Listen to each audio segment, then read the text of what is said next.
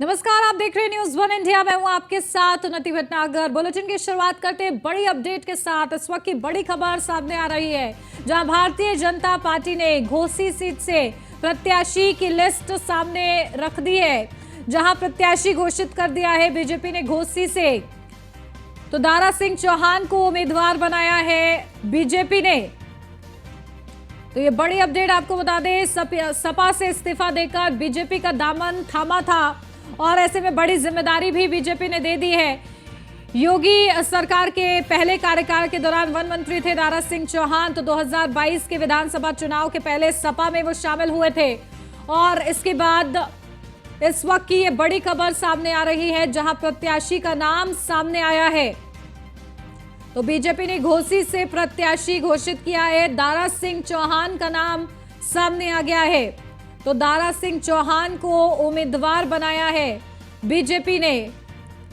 तो सपा से इस्तीफा देकर बीजेपी का दामन उन्होंने थामा है, वापस घर आए हैं, घर वापसी उनकी हो चुकी है और इसके चलते उन्हें उम्मीदवार बनाया गया है। तो योगी सरकार के पहले कार्यकाल में बड़ी जिम्मेदारी भी वो निभाते थे। 2022 के विधानसभा चुनाव के पहले सपा में शामिल हुए थे और उसके बाद हाल ही में उनकी घर वापसी भी हो गई है और बीजेपी ने दारा सिंह चौहान को घोसी से प्रत्याशी बनाया है।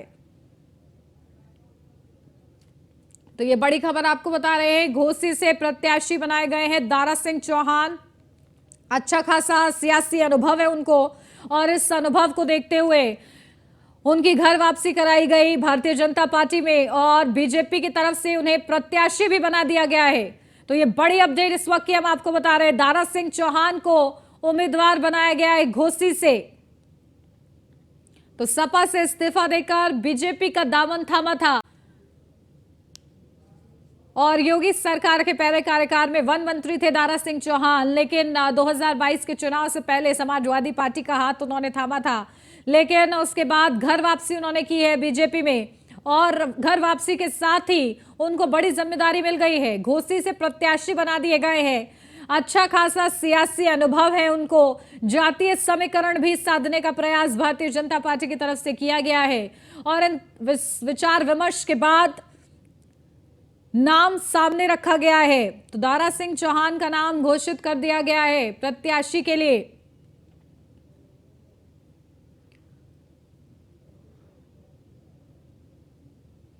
तो 2022 के विधानसभा चुनाव के पहले सपा में शामिल हुए थे और इस वक्त की ये बड़ी खबर आपको बता रहे, दारा सिंह चौहान को बीजेपी ने प्रत्याशी बनाया है घोसी से। तो बीजेपी ने घोसी से प्रत्याशी घोषित किया है और सियासी अनुभव को देखते हुए ये बड़ा दांव चला है बीजेपी की तरफ से, जहां हाल ही में दारा सिंह चौहान की घर वापसी हुई थी और अब दारा सिंह चौहान को घोसी से बीजेपी ने अपना उम्मीदवार बनाया है।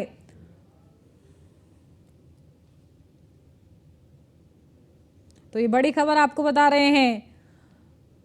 तो दारा सिंह चौहान समाजवादी पार्टी के टिकट पर विधानसभा चुनाव में घोसी सीट से चुनाव जीते थे, लेकिन अब इस बार बीजेपी ने दारा सिंह चौहान पर दांव लगाया है। अपडेट ले लेते हैं, हमारे संवाददाता मनीष मिश्रा हमारे साथ जुड़ गए हैं। मनीष, देखिए अच्छा खासा सियासी अनुभव है दारा सिंह चौहान को। समाजवादी पार्टी में जब वो रहे थे तो सीट जीते थे, लेकिन इस बार बीजेपी ने उम्मीदवार बना दिया है, बड़ा दांव चल दिया है। देखिए, आपको बता दें कि न्यूज़ वन दारा सिंह चौहान होंगे भारतीय जनता पार्टी के कैंडिडेट और अब उनकी औपचारिक घोषणा भी हो चुकी है। तो अब वहां का चुनाव अगर आप देखेंगे मऊ की घोसी सीट का, तो उनकी दिलचस्प हो गया है। सुधाकर सिंह को चौहान को भारतीय जनता पार्टी ने फिर से उन पे दाव लगाया हुआ है। हालांकि घोसी सीट उनके लिए एक सुरक्षित सीट मानी जाती है, वहां पर उनका अच्छा खासा दबदबा भी है दारा सिंह चौहान का। मगर सुधाकर सिंह ये वही कैंडिडेट है, अगर आपको बताऊं समाजवादी पार्टी के जो कैंडिडेट हैं, वो जब दारा सिंह चौहान समाजवादी पार्टी में नहीं थे तब समाजवादी पार्टी ने पहले उनको प्रत्याशी बनाने जा रही थी, पर दारा सिंह चौहान जब समाजवादी पार्टी का दामन थामा था तब उन्होंने वहां की सीट दी थी। तो अब जो इसका रण होगा, जो घोसी विधानसभा का जो अब संग्राम होगा, वो बड़ा दिलचस्प होता नजर आएगा। संग्राम सिंह वहां से आते हैं, ठाकुर बहुल क्षेत्र है और यादव का वोट बैंक वहां पे अच्छा है, तो समाजवादी पार्टी का जरूर उनको वहां पे आपको देखने को मिल सकता है कि क्षत्रिय जो वोट बैंक है और साथ ही साथ जो यादव वोट बैंक है, वो अगर समाजवादी पार्टी के साथ आते हैं तो देखने को आपको रण बहुत अच्छा मिलेगा। बीजेपी का बात करेंगे, बीजेपी का क्योंकि स्वर्ण समाज आता है और यादव ने पिछली बार थोड़ा वोट किए भी थे, पश्चिमी उत्तर प्रदेश में देखने को मिलता। क्या पूर्वांचल में अगर वो रणनीति बनती है तो निश्चित तौर से दारा सिंह चौहान के लिए भी ये चौहान बड़ा दिलचस्प होगा। और भारतीय जनता पार्टी ने अब क्या अपना दाव लगाया पूर्वांचल में, क्योंकि पूर्वांचल में इसलिए 2022 के चुनाव में देखा था जब दारा सिंह चौहान और स्वामी प्रसाद मौर्य सर के जो बड़े नेता थे उन्होंने साथ छोड़ा, तो पूर्वांचल में थोड़ी सी स्थिति उतनी अच्छी नहीं थी जितनी अच्छी पश्चिमी उत्तर प्रदेश में थी एज कम्पेयर टू पश्चिमी उत्तर प्रदेश। तो उन्नति अब की बार जरूर भारतीय जनता पार्टी चाहेगी दारा सिंह चौहान वहां से चुनाव जीते और वहां से पूर्वांचल में मऊ की जो 3 सीटें थी वहां पे कमल नहीं खिल पाया था, आजमगढ़ के आसपास की जो क्षेत्र थी वहां पे कमल नहीं खिल पाया था। तो मऊ से घोसी के अगर विधानसभा जीते हैं तो निश्चित तौर से न केवल अभी की एक सीट जीतते हैं बल्कि पूर्वांचल में 2024 के लिए कहीं ना कहीं एक उम्मीद जगती हुई नजर आएगी भारतीय जनता पार्टी की।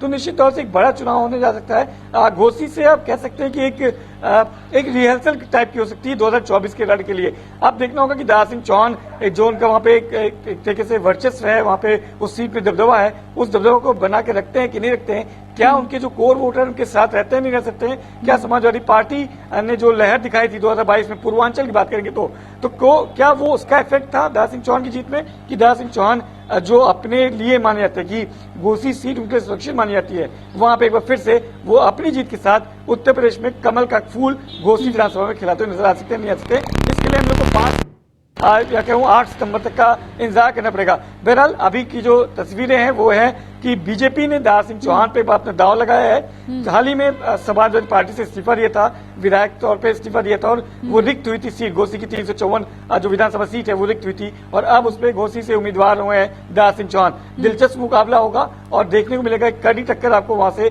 घोसी विधानसभा से देखने को मिल सकती है। उन्नति बिल्कुल, देखिए कांटे की टक्कर हो सकती है, लेकिन इसी के साथ क्योंकि घोसी से ही जीत चुके हैं दारा सिंह चौहान, तो कैसा ये मुकाबला होता हुआ नजर आएगा? क्या उनका जो असर है, जो दबदबा है वो कायम है अभी भी, या समाजवादी पार्टी में रहते हुए उसका असर था कि वो जीते, या उनका खुद का दबदबा था जो वो जीते? देखिए उन्नति, आपको बताऊंगा कि जो मऊ क्षेत्र है या गाजीपुर आजमगढ़ का जो क्षेत्र है वहाँ मुस्लिम और यादव MY सेक्टर जिसको हम कहते हैं, अपने इलेक्शन की भाषा में, ये इलेक्ट्रॉनिक मीडिया में MY फैक्टर जो है वो जरूर इफेक्ट करता है। और जब समाजवादी पार्टी के दामन थामा था तो दारा सिंह चौहान को घोसी विधानसभा से उम्मीदवार बनाया था समाजवादी पार्टी ने। उस समय यादव निश्चित तौर से जो वोट बैंक था उसने सपोर्ट किया था, साथ ही साथ जो मुस्लिम कैंडिडेट्स हैं, क्योंकि जो एरिया है वो मुस्लिम बहुल क्षेत्र भी आप कह सकते हैं, वहां पे भी आता है और साथ ही साथ उसका फायदा उनको मिला था। क्या भारतीय जनता पार्टी के साथ आने पे ये 2 फैक्टर MY फैक्टर का कटते हैं तो दारा सिंह चौहान अपने जो चौहान वोट बैंक है या बीजेपी की जो कोर वोट बैंक है उसको अपनी तरफ कन्वर्ट कर पाते हैं, ये देखने वाली चीज होगी। हालांकि समाजवादी पार्टी की तरफ से सुधाकर सिंह जो कैंडिडेट उतारे गए हैं तो उनका भी मऊ से ही आते हैं, क्षत्रिय उस जो वोट बैंक है उसको कहीं ना कहीं वो दबदबा बना के रखते हैं और कहीं ना कहीं जो समाजवादी की जो कोर वोट बैंक है MY फैक्टर वो अगर उनको हिट करता है तो निश्चित तौर से नहीं आपको ये चुनाव बड़ा ही दिलचस्प देखने को मिलेगा। पूर्वांचल का लड़ रहा है, कभी भी एक वन साइडेड नहीं रहता और पूर्वांचल में आपको अधिकतर चीजें देखने को मिलेगी, अनएक्सपेक्टेड देखने को मिलती है। हमने देखा था 2022 के चुनाव में देखा था किस तरीके से पूरा आजमगढ़ का पूरा 10 सीट, गाजीपुर की 7 सीट, मऊ की 3 सीटें कहीं भी कमल खिलाने में असफल रही थी भारतीय जनता पार्टी। तो अब एक आशा की किरण आप कह सकते हैं कि घोसी विधानसभा खाली हुई है, रिक्त हुई है, दारा सिंह चौहान भारतीय जनता पार्टी में आते हैं। अब दारा सिंह चौहान को उम्मीदवार बनाया गया है, निश्चित तौर से पूरी तैयारी रहेगी। कई तमाम बड़े चेहरे आपको इस विधानसभा के उपचुनाव में आपको देखने को मिलेंगे। क्या वो असर करते हैं? भारतीय जनता पार्टी अपनी डबल इंजन की सरकार की उपलब्धि के साथ जाएगी तो वहीं समाजवादी पार्टी अपने कोर वोट बैंक के साथ वहां पे जाती नजर आएगी। देखना होगा कि दारा सिंह चौहान अपनी जिस तरीके से उनका दबदबा रहा है या फिर जिस तरीके से अपनी पैठ रही है घोसी विधानसभा में उसको बचाने में कामयाब रहते हैं कि समाजवादी पार्टी अपनी सीट को बचाने में कामयाब रहती है। ये भी बड़ा दिलचस्प होगा क्योंकि अभी जो आप देख रहे थे कि सीट अगर आप देखेंगे दारा सिंह चौहान के रूप में तो समाजवादी पार्टी के पास ही थी। एक बड़ी चुनौती होगी कि सुधाकर सिंह के रूप में दारा सिंह चौहान की खाली हुई समाजवादी पार्टी की सीट को बचाने की चुनौती होगी समाजवादी पार्टी के पास। और वहीं आपको अभी तक वहां पे कमल नहीं खिला है, उस क्षेत्र में घोसी क्षेत्र में कमल खिलाने की एक बड़ी चुनौती होगी जो दारा सिंह चौहान के रूप में उतारा है, कैंडिडेट उतारा है भारतीय जनता पार्टी में। तो निश्चित तौर से बड़ी उम्मीदें हैं और उम्मीदवार के तौर पर अपना उतारा है। तो घोसी का जो घोषित प्रत्याशी है दोनों बड़े तेज हैं और देखने को आएगा आपको निश्चित तौर से ये रण 5 बिल्कुल। तारीख तक भी देखिए, आप इसको अब घर देख सकते वापसी हैं। के साथ ही बड़ी जिम्मेदारी क्योंकि दारा सिंह चौहान को दे दी गई है। अब किस तरीके से बीजेपी के लिए वो फलस्वरूप क्या कुछ इस सीट पर कमाल करते हैं देखना होगा। बहुत शुक्रिया मनीष आपका। बागेश्वर उपचुनाव के बीजेपी ने घोषित किया है प्रत्याशी। बीजेपी ने पार्वती दास को बनाया है बागेश्वर से उम्मीदवार। तो स्वर्गीय चंदन रामदास की पत्नी है पार्वती दास, जहां चंदन रामदास के निधन से खाली हुई है बागेश्वर विधानसभा सीट। तो बीजेपी ने पार्वती दास को बनाया है बागेश्वर से उम्मीदवार। तो स्वर्गीय चंदन रामदास की पत्नी है जिन्हें उम्मीदवार अब बीजेपी की तरफ से बनाया गया है। तो बागेश्वर विधानसभा सीट खाली हुई थी चंदन रामदास के निधन से और बागेश्वर उपचुनाव के लिए बीजेपी ने अपने प्रत्याशी का नाम घोषित कर दिया है, जहां बीजेपी ने पार्वती दास को बागेश्वर से उम्मीदवार बनाया है। तो ये बड़ी अपडेट आपको बता दें, जहां उपचुनाव के लिए बीजेपी अपने प्रत्याशी घोषित कर रही है, जहां घोसी सीट का भी प्रत्याशी घोषित कर दिया गया है, बागेश्वर उपचुनाव के लिए भी बीजेपी ने अपना प्रत्याशी घोषित कर दिया है। अपडेट ले लेते हैं, हमारे ब्यूरो चीफ सुदीप जैन हमारे साथ जुड़ गए हैं। सुदीप, क्या कुछ जानकारी मिल रही है? देखिए, इस उपचुनाव के लिए बीजेपी ने अपना प्रत्याशी घोषित कर दिया है, क्या कुछ अपडेट? जी देखिए, जैसा कि पहले से तय माना जा रहा था कि जो पूर्व कैबिनेट मंत्री और बागेश्वर विधानसभा से विधायक हैं, उनकी पत्नी को टिकट आ सकता है। हालांकि पैनल में उनके पुत्रों और जिला पंचायत अध्यक्ष का भी नाम था। उनकी पत्नी जो है पार्वती देवी दास, उनके नाम पर मोहर लगी है। कल 15 तारीख है, 16 तारीख को पार्वती दास नामांकन करेंगे। पार्टी ने बागेश्वर के नुमाइश मैदान को जनसभा के लिए आरक्षित करा लिया है, जिलाधिकारी से अनुमति ले ली है। पार्टी पूरी तरह बागेश्वर उपचुनाव के लिए तैयार है। और देखिए, उनकी पत्नी को टिकट है तो एक बड़ी सिंपैथिक लीड भी है, एक सिंपैथी है उनके साथ, लिहाजा पार्टी उनकी सिंपैथी को कैश कराना चाहती है। हमने पूर्व में भी देखा, चाहे कैंट विधायक हरबंश कपूर का निधन का मामला हो, चाहे प्रकाश पंजी के निधन का मामला हो, उनके परिवारजन में पत्नी को ही प्राथमिकता दी पार्टी ने। और बागेश्वर उपचुनाव जो होना है उसमें भी पार्वती दी के नाम पे ही पार्टी ने मोहर लगाई है। बिल्कुल। और देखिए, ये खास मोहर लग चुकी है और जिस तरीके से नाम की संभावना थी उसी पर मोहर लगी है। ठीक है, बहुत शुक्रिया सुदीप आपका तमाम जानकारी के लिए।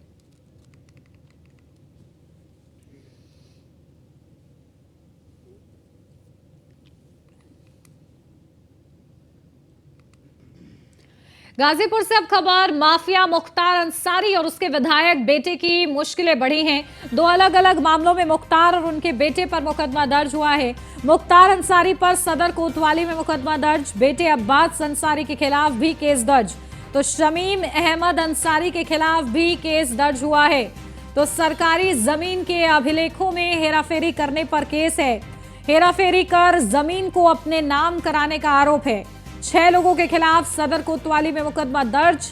व्यापारी नेता अबू फकर खान ने दर्ज कराया है मुकदमा। धमकी देने का व्यापारी नेता ने आरोप लगाया है। 2012 में लखनऊ जेल में बुलाकर धमकी का आरोप है। तो व्यापारी नेता की तहरीर पर मुकदमा दर्ज हुआ है। गाजीपुर के सदर कोतवाली में मुकदमा दर्ज किया गया है। तो माफिया मुख्तार की मुश्किलें बढ़ी हैं और उसके बेटे की भी मुश्किलें बढ़ी हैं। तो 2012 में लखनऊ जेल में बुलाकर धमकी का आरोप है। तो व्यापारी नेता की तहरीर पर दर्ज हुआ है मुकदमा। तो गाजीपुर के सदर कोतवाली में मुकदमा दर्ज हुआ है। तो माफिया मुख्तार अंसारी और उसके विधायक बेटे की मुश्किलें बढ़ गई हैं। इसी के साथ 2 अलग अलग मामलों में मुख्तार और उनके बेटे पर मुकदमा दर्ज किया गया है। मुख्तार अंसारी पर सदर कोतवाली में मुकदमा दर्ज हुआ है। तो बेटे अब्बास अंसारी के खिलाफ भी केस दर्ज हुआ है। तो शमीम अहमद अंसारी के खिलाफ भी केस दर्ज हुआ है। तो सरकारी जमीन के अभिलेखों में हेराफेरी करने पर केस, हेराफेरी कर जमीन को अपने नाम कराने का आरोप है। तो 6 लोगों के खिलाफ इस पूरे मामले में सदर कोतवाली में मुकदमा दर्ज हुआ है। व्यापारी नेता अबू फकर खान ने ये मुकदमा दर्ज कराया है। तो धमकी देने का व्यापारी नेता ने गंभीर आरोप लगाया है। 2012 में लखनऊ जेल में बुलाकर धमकी का आरोप है। तो व्यापारी नेता की तहरीर पर मुकदमा दर्ज हुआ है।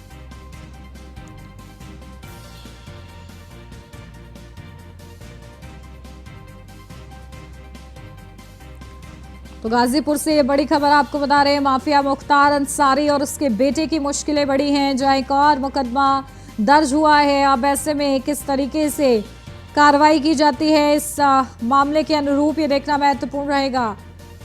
बेटे अब्बास अंसारी के खिलाफ भी केस दर्ज हुआ है, तो शमीम अहमद अंसारी के खिलाफ भी दर्ज हुआ है केस। अपडेट लेते हैं, हमारे संवाददाता आसिफ अंसारी हमारे साथ जुड़ गए हैं। आसिफ, क्या कुछ अपडेट मिल रही है? माफिया मुख्तार अंसारी और बेटे की मुश्किलें अब बढ़ गई हैं इस नए मुकदमे के साथ ही, क्या कुछ ये पूरा मामला है, संक्षिप्त में बताइए। जी बिल्कुल बता दें, माफिया मुख्तार अंसारी एक और मुकदमा दर्ज किया गया है। कोतवाली में जबरन जमीन हड़पने पे, रंगदारी मांगने पे एक और मुकदमा दर्ज करा गया है। पूरा मामला ये व्यापारी नेता जो अबू फकर है, उनके जमीन हड़पने पे या धमकाने पे एक मुकदमा दर्ज किया गया है, जो पुलिस अधीक्षक ओमवीर सिंह के यहाँ, और इस पे जांच चली है और उनको ऊपर कठोर धाराएं भी लगाई गई है। बिल्कुल, और देखिए इस पूरे मामले में क्या कुछ धाराएं जो हैं लगाई गई हैं जिनके अनुरूप क्या कुछ सजा मिल सकती है? बिल्कुल, कई धारे इनके ऊपर लगे हैं, उनके ऊपर मुकदमा भी दर्ज हुआ है और लगातार उनके ऊपर कार्रवाई की जा रही है। उनके जितने भी मुख्तार के अंसारी के करीबी हैं, उनके ऊपर लगातार कार्रवाई की जा रही है। ठीक है, बहुत शुक्रिया आसिफ आपका।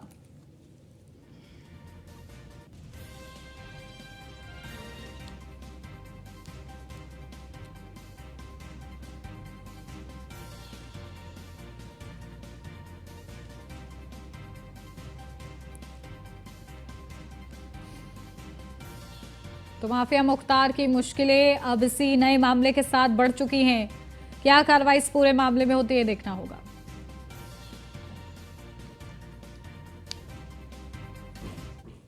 आजादी का अमृत महोत्सव कार्यक्रमों के तहत आज विभाजन विभीषिका स्मृति दिवस मनाया जा रहा है। 14 अगस्त 1947 को देश के बंटवारे के दौरान विस्थापन का दर्द झेलने वाले लोगों की याद में यह दिन मनाया जाता है। वहीं सुभाष विभाजन के समय पाकिस्तान से भारत आए, उनका क्या कुछ कहना है, आपको सुनवाते हैं। विभाजन विभीषिका स्मृति दिवस आज मनाया जा रहा है और ये दिवस उस दिन के लिए मनाया जाता है, उस चीज़ के लिए मनाया जाता है जिन्होंने विभाजन में अपनों को खोया है, या यूँ कहें कि उसका दर्द आज भी उनके दिलों में जिंदा है। हमारे साथ सुभाष चंद्र जी हैं, पाकिस्तान से भारत उस दौर में आए हैं। विभाजन विभीषिका की अगर हम बात कर रहे हैं तो जब विभाजन हुआ, हम बातचीत कर लेते हैं क्या इन्होंने उस दौर में देखा, क्या उन्होंने समझा, झेला। सुभाष जी, उस दौर की अगर हम बात करें तो भारत पाकिस्तान का जब बंटवारा हो रहा था, निश्चित रूप से हर एक हिंदुस्तानी के लिए दुख की वो घड़ी थी। आप चूंकि कह रहे हैं कि आप पाकिस्तान से यहाँ पे आए हैं, क्या कुछ आपने उस दौर में देखा? मैं पहले भी बता चुका हूँ, मेरी ये रिकॉर्डेड इंटरव्यूज़ भी हैं अंदर, कि मैंने ज़्यादा नहीं देखा क्योंकि मेरी मदर टीचर थी गवर्नमेंट स्कूल में, और पार्टीशन से थोड़े दिन पहले स्कूल बंद कर दिए गए थे। उनको कुछ भनक हो गई थी कि 15 अगस्त को हल्ला होगा, तो उन्होंने, जो प्रिंसिपल थी मिस मेयो, उन्होंने मेरी मदर को बोला, सुभद्रा तुम अपने बच्चे कहीं जम्मू चली जाओ, तो 15 अगस्त के बाद वापस आ जाना। तो इस तरह से हम छोटे भाई और बहनें मदर के साथ उधमपुर चले गए। तो मैंने कुछ वो मार काट नहीं देखी, आगे मैं आग लगी हुई देखी मैंने अपनी छत पे जाके ना। पूरन नगर सियालकोट में हम रहते थे, तो टॉप ऑफ द रूफ मैं देखता था कि आग लगी, उधर लगी, उधर लगी। लेकिन फिर जब हम निकल आए, सवेरे 5 बजे हम निकल आए थे, पता नहीं क्या जुलाई थी या अगस्त था, आई डोंट रिमेम्बर, मैं बच्चा था। लेकिन मेरे फादर और ब्रदर जो मेरे से 11 साल बड़े थे, तो वो 9th क्लास में पढ़ते थे, वो वहाँ रह गए। और फिर वो हमको न्यूज़ आई कि both of them have been killed, और हमने रोना धोना शुरू कर दिया वहाँ पर उधमपुर। लेकिन फिर बाद में दोनों आ गए and they jumped out of A train, जिसको ट्रेन का ना ट्रैक काट दिया गया था, तो ट्रेन रुक गई थी, तो उसको अटैक किया गया था। तो ये खिड़की से जंप करके खेतों में छुप गए। उस ट्रेन से बहुत कम लोग बचे, तो वो क्रॉल करते, दिन को छुपे रहते थे, रात को क्रॉल करते थे। तो इस तरह से वो उधमपुर पहुंच गए। तो वी वर कंप्लीट फैमिली। तो वहाँ से भी it was days, the days were very uncertain. Doctor Maharaja Hari Singh J&K के, he was not able to decide to remain independent or go to India. Instrument of accession he was not signing, dilly-dallying. तो उसमें फिर uncertainty हो गई। Then we were told कि भाई India जाओ। That was not India. So किसने कहा इंडिया जाओ? वहाँ सारे लोग कहते थे हम इंडिया नहीं हैं, उन दोनों भी कहते थे। My wife is from Jammu. She really believed that I am Indian and she is Kashmiri. Imagine that. That is I was married in 1969, but still that feeling was there. काफ़ी दर्द भरा उस समय माहौल रहा, लेकिन जो परिस्थिति आपने पाकिस्तान से भारत आते वक्त देखी, क्या आपने ऐसा महसूस किया कि भारत से जो लोग स्वेच्छा से पाकिस्तान गए, खासतौर पे हम एक कम्युनिटी की बात करें, उन लोगों को भी ऐसी परिस्थितियां झेलनी पड़ी? बिल्कुल बिल्कुल। कोई धर्म इज बेकार, धर्म लड़ाइयाँ करवाता है। धर्म ने किसी को नहीं छोड़ा। तो दुनिया की सारी वर्ल्ड वार्स देख लो, सारे धर्म से वही है। क्रिश्चियन ये ज्यूज़ है, ये है, वो है, बकवास है। तो ये सारे पॉलिटिशियन अपनी इस कुर्सियों के लिए करवाते हैं और तेरे मेरे जैसे लोग उसमें फंस जाते हैं। सुभाष जी थे जिन्होंने बताया कि किस तरीके से इन्होंने उस दौर को देखा, और आज खासतौर पे बीजेपी की बात करें तो विभाजन विभीषिका स्मृति दिवस बीजेपी की ओर से मनाया जा रहा है, और निश्चित रूप से विभाजन का दर्द झेल चुके उन लोगों के लिए ही ये दिवस मनाया जाता है। बुलंदशहर के शिकारपुर एसडीएम ने बड़ी कार्रवाई की है। ईसी के कार्य में लापरवाही बरतने के मामले में 9 बीएलओ के खिलाफ एसडीएम ने कार्रवाई की है। एसडीएम शिकारपुर ने बीएलओ के खिलाफ विभागीय जांच के आदेश दिए हैं। बीएसए को पत्र लिखकर कार्रवाई करने के आदेश दिए गए हैं। शिकारपुर तहसील क्षेत्र में कार्यरत है बीएलओ, तो एसडीएम की कार्रवाई से बीएलओ में हड़कंप मचा हुआ है। तो बीएसए को पत्र लिखकर कार्रवाई करने के आदेश दिए गए हैं। शिकारपुर तहसील क्षेत्र में कार्यरत है बीएलओ, तो एसडीएम की कार्रवाई से बीएलओ में हड़कंप मचा हुआ है। तो ये बड़ी खबर, बुलंदशहर के शिकारपुर एसडीएम ने बड़ी कार्रवाई की है। तो इसी के कार्य में लापरवाही बरतने के मामले में 9 बीएलओ के खिलाफ एसडीएम ने कार्रवाई के निर्देश दिए हैं, आदेश दिए। विभागीय जांच होगी बाकायदा।